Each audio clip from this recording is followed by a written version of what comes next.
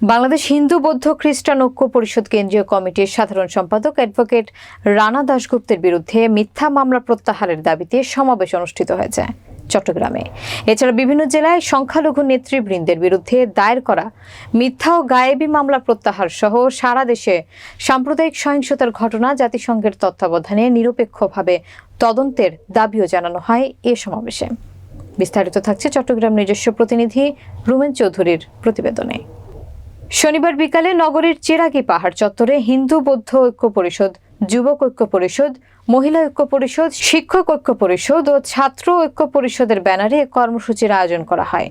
মহানগর ঐক্য পরিষদের সভাপতি ইঞ্জিনিয়ার পরিমল কান্তি চৌধুরীর সভাপতিত্বে এতে বক্তব্য রাখেন প্রফেসর ডক্টর জিনবোধি ভিক্ষু, তাপস হোর, বীর মুক্তিযোদ্ধা ইন্দু নন্দন দত্ত, অ্যাডভোকেট নিতাই প্রসাদ ঘোষ, অ্যাডভোকেট চন্দন বিশ্বাস, শরৎজ্যোতি চাকমা ও শুভ্রদেব কর।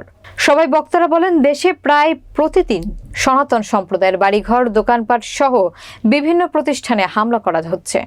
ইদানিং সনাতন পরিবারের ব্যবসা প্রতিষ্ঠান এবং যাদের জায়গা জমি নিয়ে বিরোধ আছে তাদের উপর কৌশলে চাঁদা দাবি করা হচ্ছে। সারা দেশে এমন এক পরিস্থিতি তৈরি হয়েছে যে কারণে সনাতনী সম্প্রদায় রাস্তায় নেমেছে। মানবাধিকার নেতা রানা দাশগুপ্তকে ঘায়েল করতে মিথ্যা মামলা দেওয়া হয়েছে। তাকে ঘায়েল করে সনাতনীদের অস্তিত্ব বিলীনের চেষ্টা করা হচ্ছে।